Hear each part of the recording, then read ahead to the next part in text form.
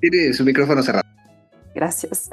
Hola, buenos días. Bienvenidas y bienvenidos a una conferencia más del Seminario Internacional Espacio, Cultura y Turismo.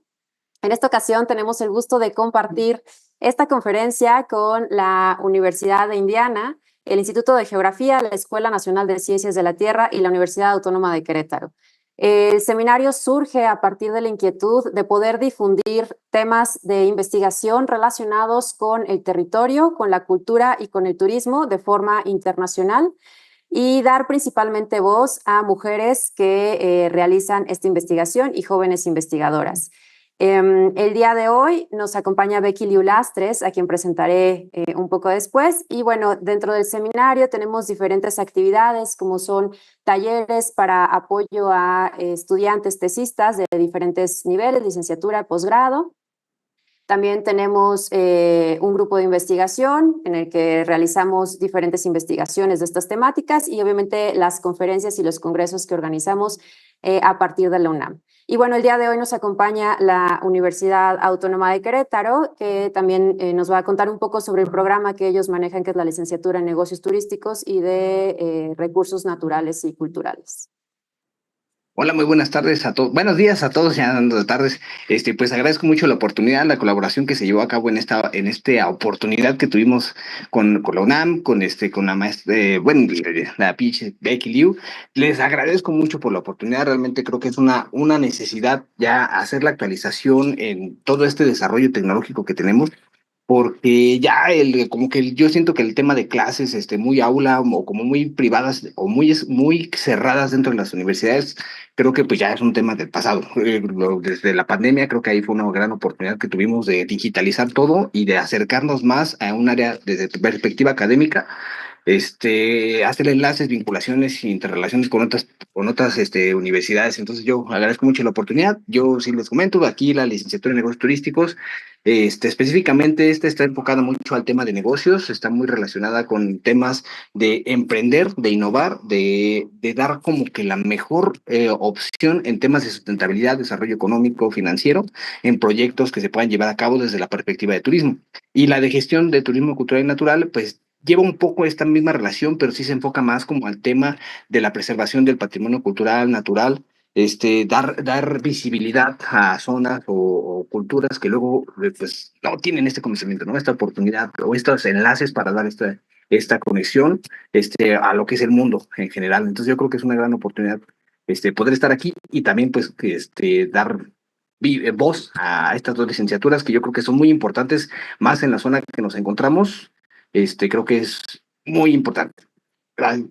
Gracias. La conferencia del día de hoy se llevará a cabo en inglés. De todas maneras, estamos recibiendo sus dudas o comentarios en español y los traduciremos en inglés al finalizar la ponencia. Voy a hacer la presentación de nuestra ponente en español y luego la haré en inglés. Ella es la doctora Becky Liu-Lastres, es profesora asociada en el Departamento de Turismo, Eventos y Gestión de Deportes en la Universidad de Indianápolis. El objetivo de su investigación es promover los viajes seguros y asegurar la salud y el bienestar de los turistas, las organizaciones y otros involucrados clave dentro de las industrias de hospitalidad y turismo. Becky ha recibido múltiples premios, incluidas conferencias por mejores artículos, el premio de investigación del International Council de Hoteles, Restaurantes y de Instituciones Educativas, y el Outstanding Research Award por el Central CRIE.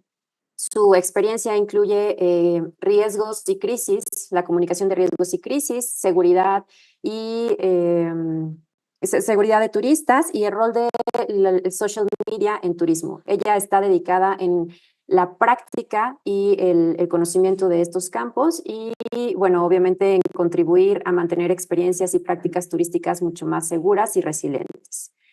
Today is with us Becky Liu-Lastres. She is an associate professor in the Department of Tourist, Event and Sport Management at University of Indianapolis. The goal of her research is to promote safe travel and ensure the health and well-being of tourist organizations and other key stakeholders within the tourist and hospitality industries. Liu-Lastres has received multiple awards, including Conference Best Papers, the Research Award for International Council on Hotel, Restaurant and Institutional Education, and the Outstanding Researcher Award from Central Korea.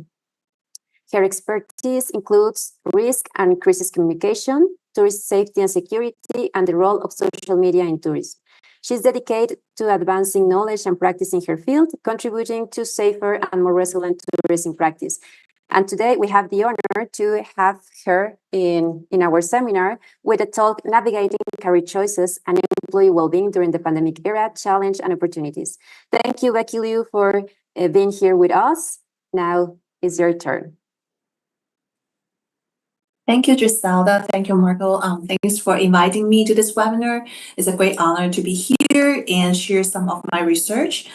So as Griselda mentioned, the title of my presentation is Navigating Career Choices and Employee Wellbeing During the Pandemic Era and Challenges and Opportunities.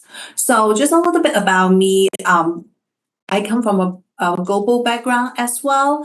I received my bachelor degree in tourism management from China, Sun Yat-sen University.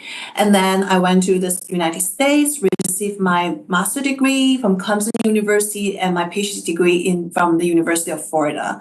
And I joined Indiana University in 2018. I've been there for the past 6-7 years, and now I'm associate professor in the Department of Tourism, Events, Sport Management.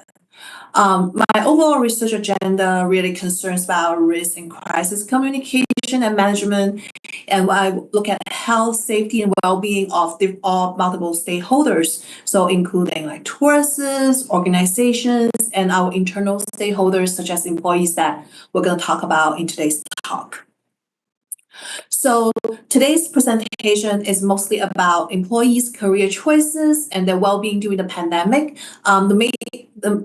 The majority of the content is based on one of our recently published paper in the International Journal of Hospitality Management. And in fact, during the pandemic, I have conducted a series of different research projects, and this is one that particularly focusing on the internal stakeholders, which are the employees. So a little bit about the study context. I think everyone is very familiar with the COVID-19. It has been on the news headline for the past 3-4 years. And also all of us being in the tourism hospitality industry, we feel it as first-hand experiences as well.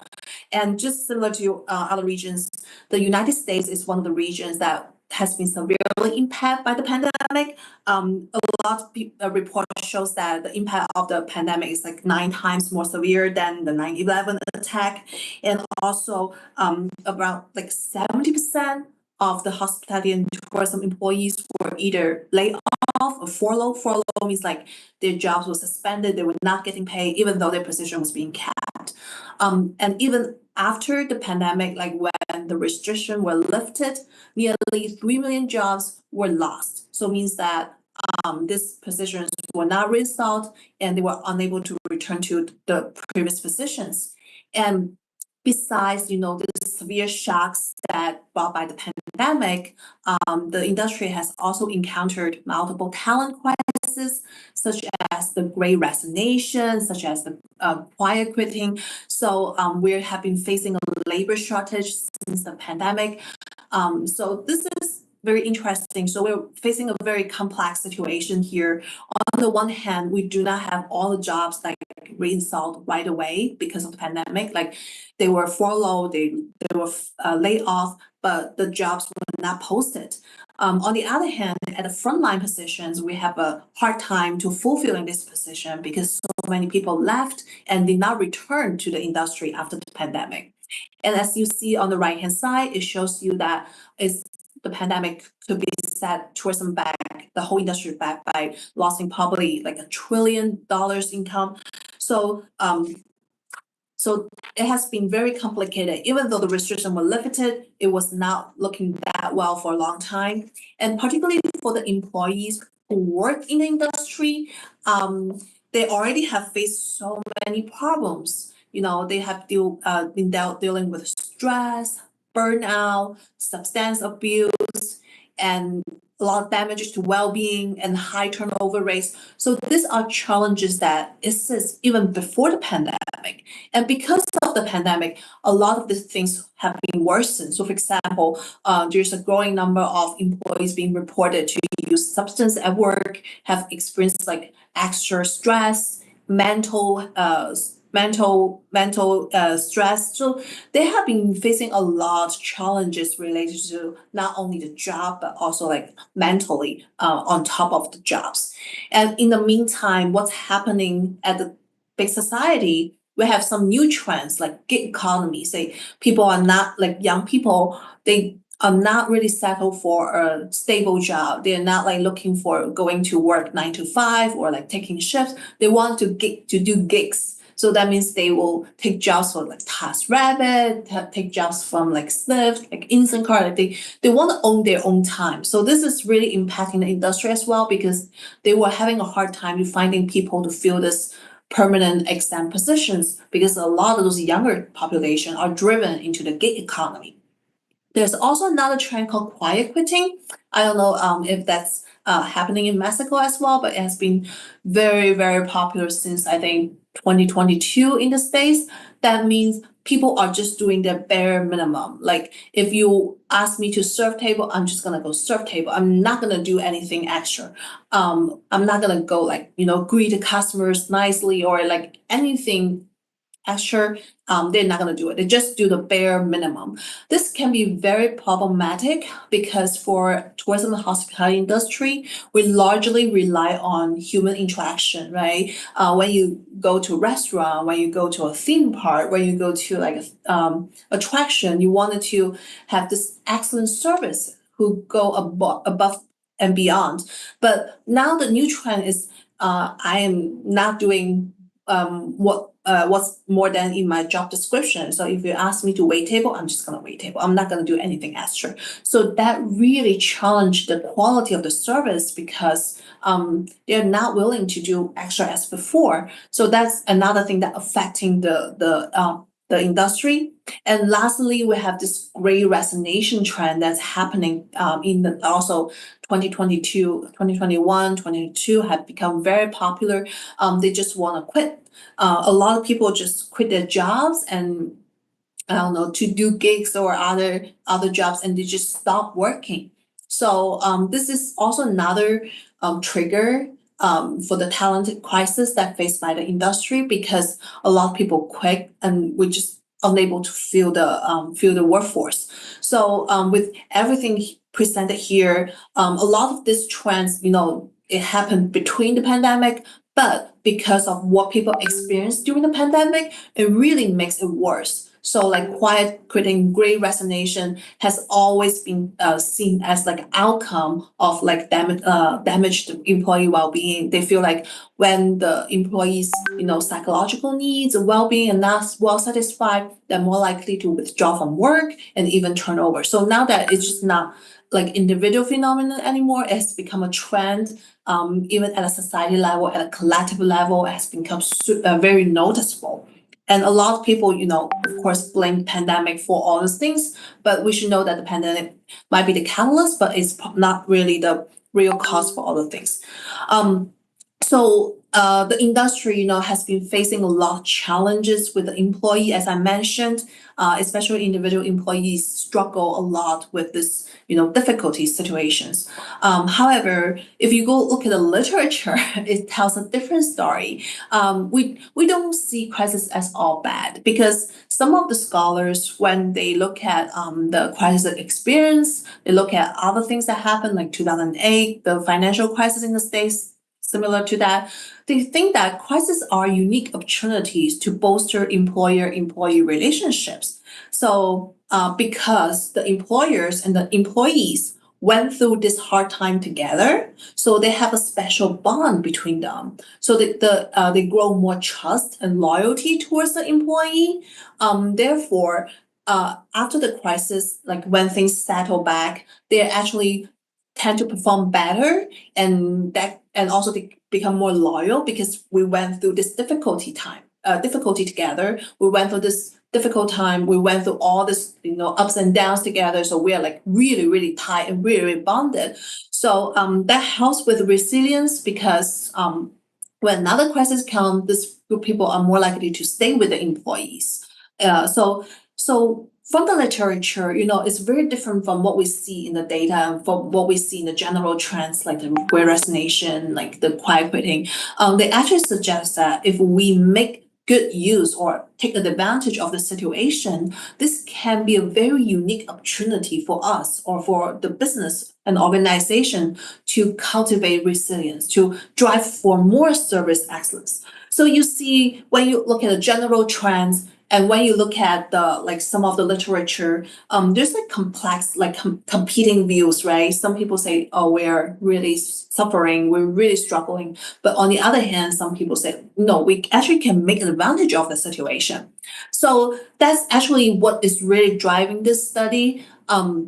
Because this river has a really nice quote, is that the pandemic is affecting the DNA of hospitality at its core, because for tourism hospitality, we're always seen as warm, we're always seen as very welcoming, we're always seen as very inclusive, nice environment. But the pandemic is asking for distance, is asking for restrictions. So it's really challenging a lot, what we are proud of, our true value, or the value that we hold for. So that's why we see a lot, the talent crisis by people just leaving the industry.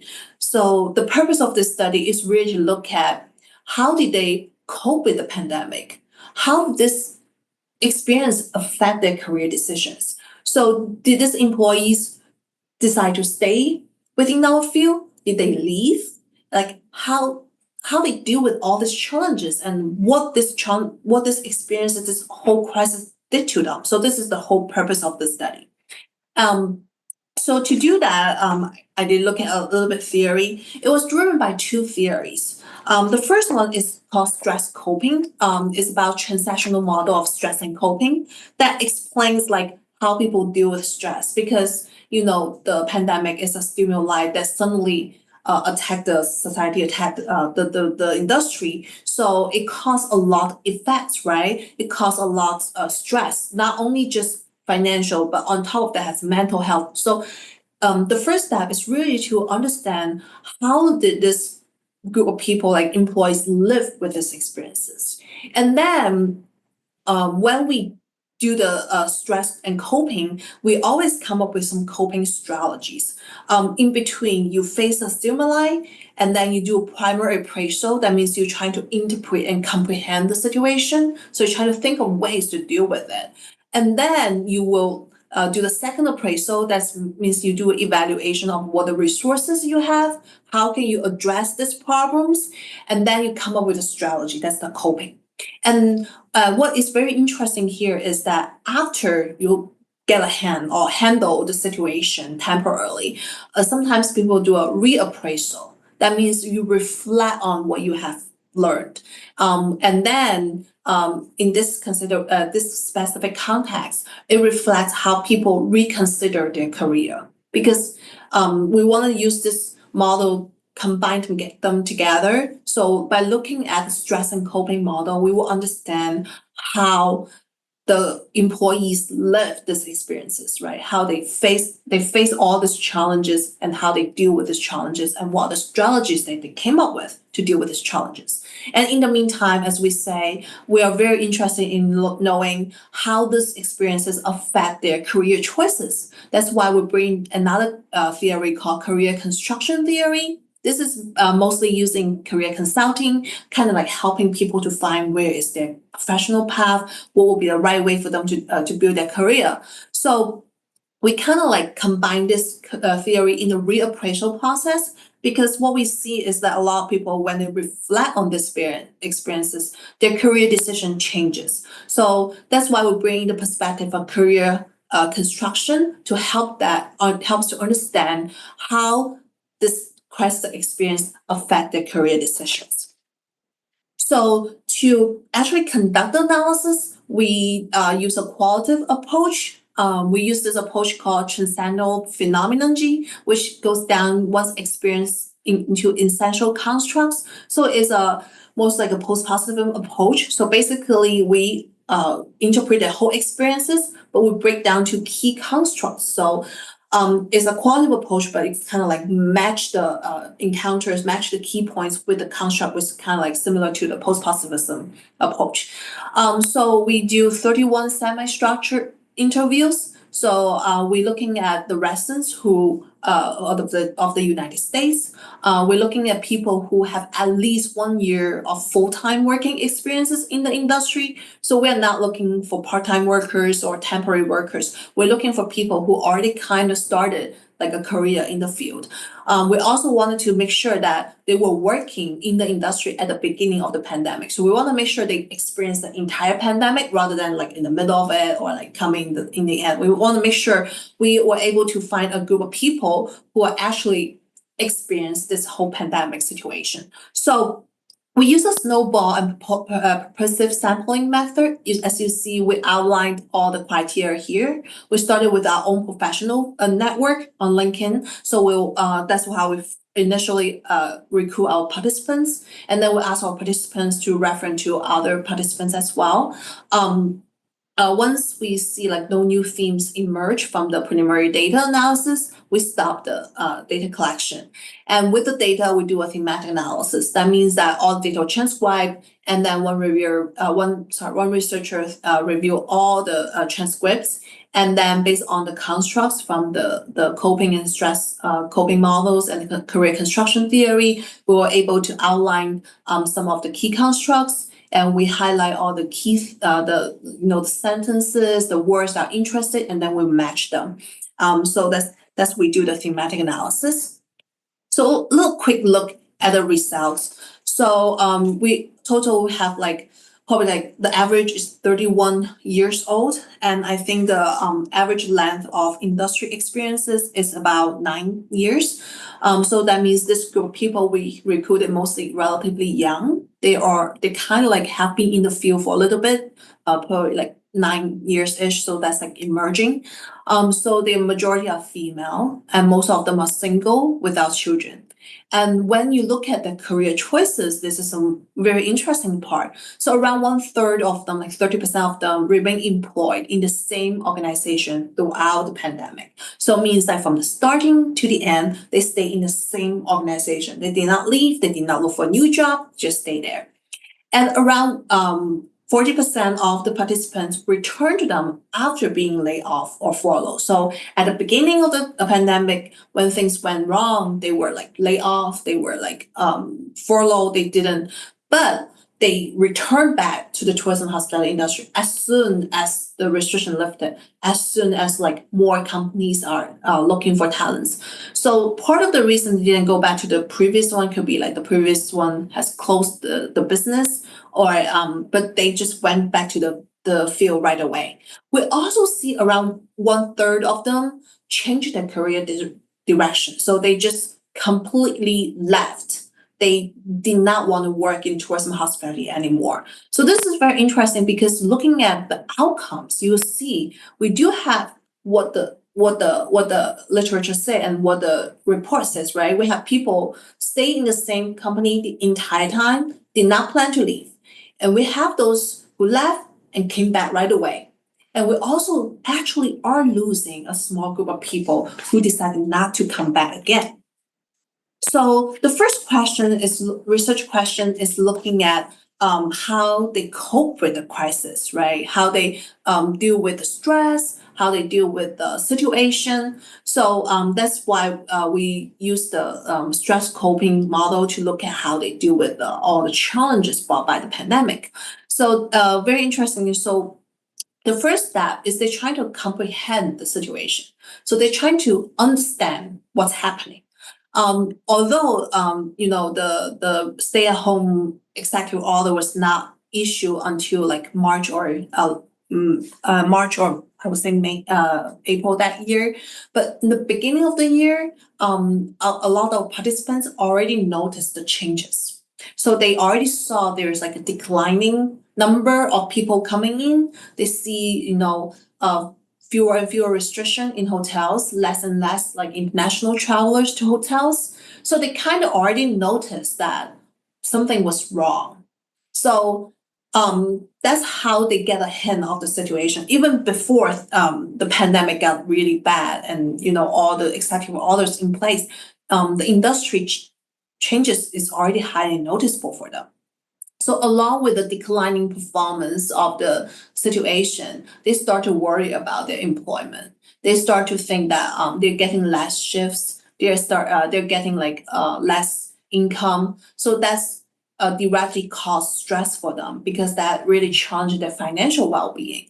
And a lot of the people, even though they were not let go or furloughed, they also feel that they're changing job responsibilities. So that means they're not only just doing front desk, but they're also doing booking. They're also doing a little bit of house cleaning. So they are taking more like job responsibility in the meantime. So this is like for work because and then they also start to worry if they still still have a job. So that goes to emotional responses. So they become anxious. They don't know what's going to happen. They start to worry, not only just about their own health and safety, but also their job security. Like, do I still get a job tomorrow? For those who didn't get fired or furloughed, they were like very, very, very grateful. They were like, we're just so lucky we still have the job. I think at that moment, this is all understandable because on one hand, you're very anxious, very worried, and even you were fired or furloughed at that point, you tend to be very understanding because business declining. You are taking more responsibility, and to a point that the business cannot afford you anymore. So because they experience the whole process, they start to become a little bit understanding as well. But on the other hand, you also see the people who get to keep the job become extremely grateful. Like, oh, I'm not being fired. Like, my employer really appreciate me. So we also see this sense of gratitude emerge through the employee as well. I think one of the most interesting thing is that even after the restriction were lifted, they return to their position or return to the company, they tend to have some negative emotions. So not small, like issues like before, like the stress, like the burnout, they encountered those issues before the pandemic, but they were able to cope with it before that. But after the pandemic, after everything being through, they tend to be very negative. So we see a lot of posts that people are being, I'm not saying exaggerated, but they tend to be more like sad, more negative. They just don't feel that happy anymore, even though they do have a job at this moment. So we see this kind of emotional responses is not just temporary, but it affects after the pandemic as well. So even though they return to the industry, they do have the job. They just were not as happy as before, which is very interesting in terms of their emotional responses towards the stress. And we also wanted to see what are the actual strategies that they came up with. So this is also very interesting because when we come up with strategy, we basically fall into two categories. So first one is the problem. So I need to solve the immediate problem. So for them, is they don't have income and they don't have a job. So their immediate problems, how can I solve my financial problem? So that's, you see people start to look for side jobs, part-time jobs. One of our participants who were like a manager at a hotel will work at a liquor store as a manager. So they started to look for jobs, pick up gigs, trying to solve the financial problem. And on the other hand, they also wanted to build a professional relationship. So a lot of them, attend a lot of professional association trainings, social networking events, reach out to local help groups, local support groups. So basically, they're trying to solve the problem right away. And for those who are still employed, they're trying to be more adaptive to the situation. They're trying to pick up more skills. They're trying to take up more responsibilities. So they're trying to be, not just like one specialist, but more like a generalist. So they will be able to do everything. So you see the changes, like how they really trying to broaden the skill set to be adaptive to the situation and solve the problem right away, which threatens their jobs and their career development. And the second one is emotion support, because throughout this stressful time, it's very important for them to regulate their emotions, to make them feel a little bit better. So to do that, we see them, a lot of them gain support from personal networks. And this is also very common with like everyone. They're talking to their friends, playing games, talking to their families. So we see like a huge increase in terms of how you contact and interact with your personal network. So it has become the biggest source for them to gain support.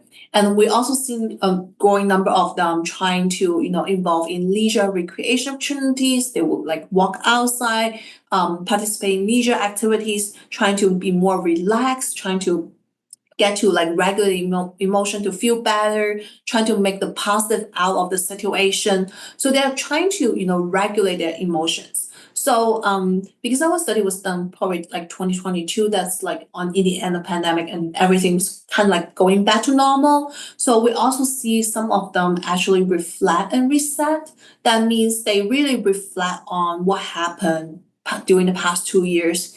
And now that they are going to re-enter the industry or re-enter the career, they really re-evaluate what career decision they should take. Do they want to go back? Do they want to look for a different job? Do they want to, go to school to get a degree? So they were really, really thinking doing the reappraisal process. And that's when we kind of delve deeper on understanding why they're coming back to the hospitality and tourism. So in order to look at their career decisions, we particularly look at certain things. So one, we notice the family status. So for those, although our sample mostly are single without children, but we do see those who have family, especially like the household, they have strong desire for stability. So that's the reason that why they do not want to come back, because they probably will go to healthcare industry, they would go to like the nursing home, they would go to like a more stable facility because they are looking for longing for this kind of job security and stability. But we do also look at like why people come back. For those people come back, we notice things. For example, we see that the quality of working experiences really affected them. So for those who were fired or furloughed, they still want to come back because their previous employer treat them very well, and they really enjoy working in the field. They like to interact with people. They like to host like people from all over the world. So that's really important part that really affecting this decision of coming back. And also, this is also very interesting. We see that people who have hospitality traits are more likely to return as well. So for the hospitality traits, we're talking about people who are more welcoming, who are more like outgoing, they're more like active, they actually enjoy working in the field. So a good reason for them to come back is because they do have this personality kind of like compatible with the field, tourism hospitality. So they have this kind of warmth, have this kind of welcoming nature that really affect them. And another important factor that we saw that really affect people's decision of coming back is their life theme. That means they see hospitality tourism as a defining character for them. So a lot of them who are in like middle level, even senior level, they have a very intensive industry involvement. They have been in the industry for 10, 20 years. They know people. So that's why they feel like since they already have this involvement, it's easier for them to return rather than just leave. We also see education, especially those who receive a degree in the field, bachelor degree in the field. They feel like we already invest so much. I invest my time, I invest my education. There's no way for me to leave in the industry that easily. So that's another drawing factor for them to come back. And lastly, are the professional resources, because they already, think that tourism hospitality, this profession is a defining factor of them. So that's why they enjoy a lot of professional association resources. They use a lot different support work groups. So that's another reason they feel like they are very tied to the industry and they wanted to come back. So to summarize, this is like a big summarize of all the findings together. So you see how COVID as a stimulus really affecting people. The unexpected nature really give a shock. So employees have been facing a lot of challenges with like stress, work-related stress, personal stress that not only just safety but also health. And then that's when they do the primary appraisal. It's like, how can I address all these challenges, the problem about like the pandemic? So that's why they have the coping strategies here. They will focus on the problem. How can they solve the financial problem? How can they re-enter and re-establish the professional relationship?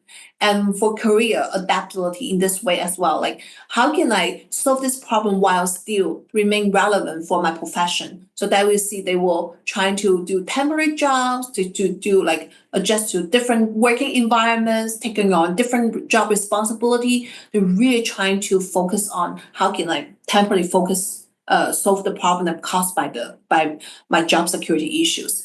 And for emotionally wise, you will see how they participate in leisure activities, seeking family social support to make them feel better.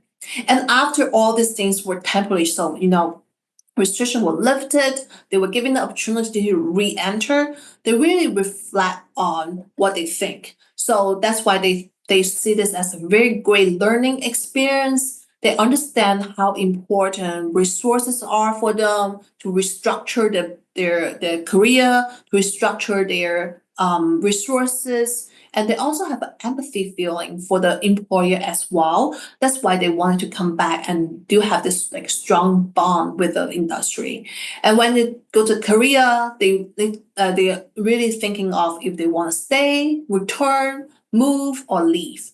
And throughout this process, some affecting factor includes like the family status, if they're desire for stability, what is their personality, what are their life themes, how do they relate themselves to the industry, how they see tourism hospitality as a profession for them. So all these things that really affect their decision if they want to come back or not. So there's some implications based on the based on this study. So the first thing is that it's very interesting because we always think that pandemic is a health pandemic, right? It's a pandemic. It really threatens our health and safety. It destroys the tourism hospitality industry simply because people cannot travel. However, for this internal employees, mainly our tourism hospitality employees, this pandemic is a career crisis for them.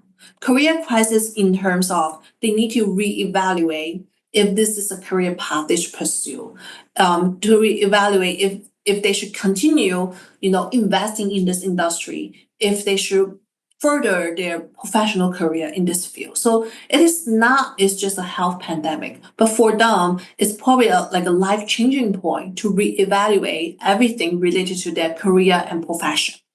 And the second thing we do notice here is the support. Employer support and social support. So as we say in the beginning, this could be great opportunities to build employer-employee trust. So therefore, employer support has become very important. And from our study, we do see that like open, communicative, constant communication, things like that are resources to provide support to your employees. And it's also a very effective means to build this employer-employee support. And social support as well. And I think pandemic gives a very unique opportunity for people to revisit their personal network, reach out to friends, families, to reconstruct this social support.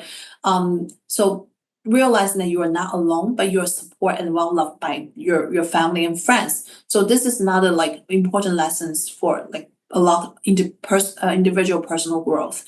And so taking everything together. So for the industry, we do face a lot of crisis, a lot like labor shortage, things like that. If we want to attract future talents that's a long-term, that loyal, committed to our profession, one thing we can look at is the person-organization match, because we need to look at like their personality, how they see the profession as a theme for them, how they relate themselves to the profession and how they match the organization.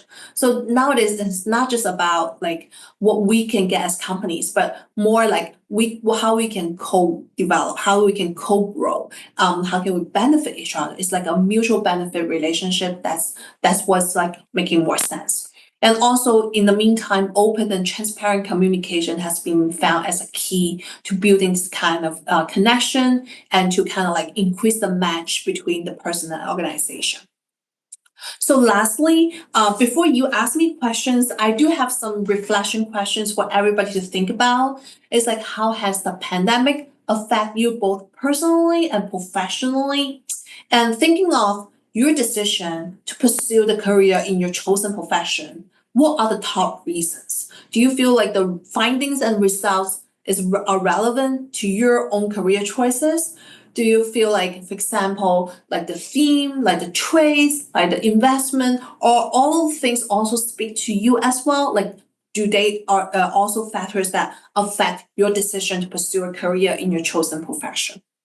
So I think maybe we can open the floor in a little bit to discuss this question as well. But this is the end of my presentation. Thank you very much for your attention, and I really appreciate any feedback, or even we can revisit some of our discussion questions. That'll be nice too. So yeah, that's it. Thank you.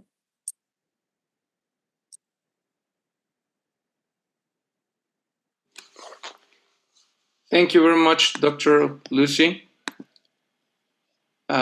Well, we like to thank you, Dr. Becky Liu-Lastres, for sharing us this interesting conference that put us in context of the new opportunities that employers can, in tourism sector, have in this post-pandemic era. And we appreciate her sharing her research in this presentation. And now we will move on to the question time. And we have some here. We have this one from Luis Martinez, and thank you for the presentation. What could be the challenges to retaining professional talent that has experienced the vulnerability of the sector in the face of an emergency such as the pandemic? I think one thing is for them, like at the mid-career, a lot of them, as I say in the previous slides, they wanted to leave because they start to realize that this is a profession that's not very stable. So those are people who have families, who have more responsibilities. So it's very different from like single without children, it's just on your own. So how do you creating this kind of sense of security and stability for them is very important. So a lot of companies will do like career path and will tell them this is some of the opportunities you can get, and also some kind of like safety blanket for you, like, oh, you are not going to lose this and this kind of benefits even though things has happened. So I think for mid-level managers or professionals are very challenging because they're important, but when the job first opened, they are not the priority. The front line are the other priorities. So for them, they also struggle of finding like a very match positions for them as well. So it's like a two-way, right? But right now, I think with the current economy, things start to get better, and I also see a lot of companies, more and more companies, are doing this like co-development path. So helping instill a sense of security and stability to them. I think that will be like a really good way to actually keep them in the organization, in the industry. Okay. Thank you very much. We have another answer, another question. Considering that the World Tourism Day 2024 focuses on tourism and peace, how can the tourism industry, particularly in a post-pandemic context, contribute to building peace and well-being for both employees and host communities without compromising the economic sustainability of business? That is a very good question. I'll be very honest. Like peace is not really like what I'm like expert in, but I can maybe just talk about like in general well-being. I think I don't know how is it in Mexico, but in the United States, tourism hospitality does not have the best reputation for its like job well-being, because you see a lot like abuse, news headlines, see like working overtime, stress, abusive customers. You see like they struggle a lot. However, we are not the least paid company industry as well, because we have tips or this like a recent work survey do show that like nobody ever complain about the compensation, but it's more about the mental health and mental well-being, which is totally understandable, because when you're driven by profit first model, it's all about making money, right? So, but right now what we see a lot is a change, like there's more like employee well-being initiatives. They have like a mental health day right now. A lot of companies do that. And also they will have like additional like emotional consultant services through AI. I don't know if you guys know, but this is very interesting. Like as an employee, you can talk to AI if you have emotional problems. They purchase those services, provide those services for their employees. They're also trying to be more open and communicative. So I think the pandemic is a shocking factor for the industry. They finally start to realize they need to make changes. They need to make sure that the working environment is more accessible and more like supportive. And that's a sustainable way to ensure the employee well-being. So I cannot really like touch a lot on the peace part, but I feel like the for well-being part, I would say we already see kind of like small changes going on in the field already. Thank you very much. In Mexico, we share many of these situations that compromise the economic and mental well-being of workers in the sector, but I believe that there's a will to change the approach and improve the situation, even if it takes some time. Yes, Thank you very definitely. much. It takes a lot of time and resources to build, like it's extra. So, but I think they start to realize they have to do this extra. If not, people are leaving. So, for example, there's one restaurant in New York City. In order to keep the female workers, they work with like a local daycare. So the female workers, like the kids, can stay in the daycare while they work. This is like unheard of in the past, but people are making changes like that to ensure that the well-being of the employees are taken care of. Thank you very much. We have this one last question. It's from Dulce Aguilar. Thank you very much for the conference. It's very interesting. What will be the approach of the Human Resources Department of companies to shield the flight of talent that endured the pandemic crisis, but has not yet experienced an economic recovery or well-being at work? So you mean like how can they make sure they have the resources to support some of the well-being effort? Yeah, how will be the approach or the focus of the Human Resources Department of the companies to keep the employees, even they cross the pandemic crisis, but they don't feel like they get yet to restoration of economic or well-being at their work. I know it's hard. It's very hard. Well, I do a lot of risk and crisis management stuff. We always say you need to have a reserve, right? And I see that within a lot of big companies. So when the pandemic hits, they use their reserve to support their employees, to pay for their basic salaries. At that point, there's not much extra, but at least they pay the salary, give you a paycheck, so everybody work. But for those who do not have that reserve, it has become very challenging. Like they have to let go and furlough the employees, and those are more like obvious in the smaller business, I would say. Another thing is very interesting is that I don't know like how Mexico is, but like in the States, some smaller business has like smaller companies, they start to change their operation structure. So for example, like restaurants open like Monday to Friday, they only open on weekends for like 6 hours because like business they receive from the weekends and then they raise the price. And then by doing that, the income they get was able to support the employee as before. And also another thing, when it goes to the well-being part, that is hard because when we always talk about resource allocation, right? That's the tricky part. Like you only have limited resource by a company. If you prioritize certain things, you lose certain things.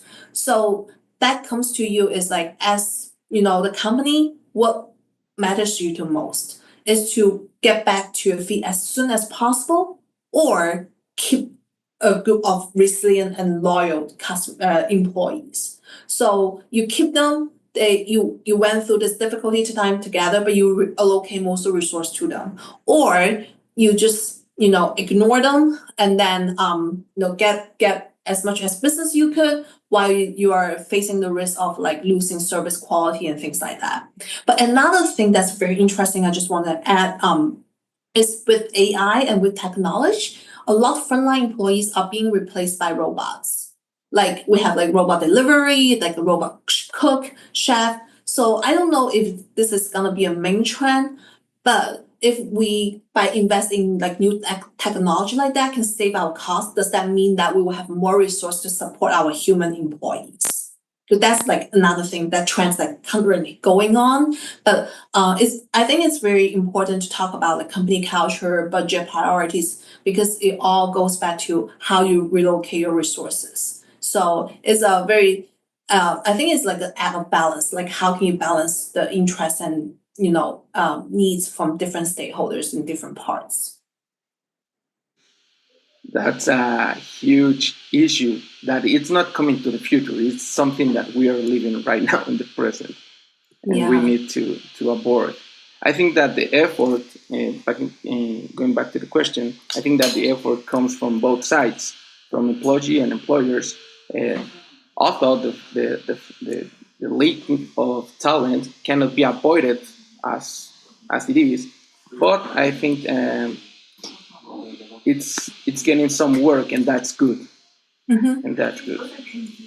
Well, I'm gonna make the closer. Bueno, con esta pregunta vamos a estar terminando la conferencia. Agradecemos muchísimo a la doctora Becky Lastres por su tiempo y por compartir con nosotros. Desde la licenciatura en Negocios Turísticos de la Facultad de Contaduría y Administración de la Universidad Autónoma de Querétaro, agradecemos la invitación que el Seminario de Espacio, Cultura y Turismo del Instituto de Geografía del UNAM nos hace. Compartimos y celebramos estos esfuerzos de tener estas ponencias que enriquecen el conocimiento de ambos lados. Doctora Becky Liu, do you want to make another position, another words that you want to give us before we close? I just want to say employee well-being is very important, especially what all work in the profession. So we are seeing like more challenges and changes, and I think it will be also a very unique time for us as a profession to reflect on this trends. And I also like to just thank everyone for this great opportunity to share some of my research. And I hope some of my studies were able to, get you into thinking and kind of like help you to kind of, understand, navigate like the challenges and complexities we're facing, and reflecting on how important we can contribute to the field and contribute to the profession. If you have any questions or any inquiries, please feel free to contact me. I'm happy to discuss with like any of you on any topics that you would like to, pursue a little bit further. Thank you very much, Dr. Lee, for leave the door open for these questions. Antes de cerrar, queremos agradecer al equipo técnico por el apoyo, a Marina, Juan Carlos, a Elenita, Marco y Ana Karen por el apoyo en difusión, a Ilia Alvarado Ciso, que no pudo acompañarnos hoy, pero es cofundadora del seminario. Y con esto estaríamos terminando. Dr. Becky Liu, thank you very much. Y hasta la próxima.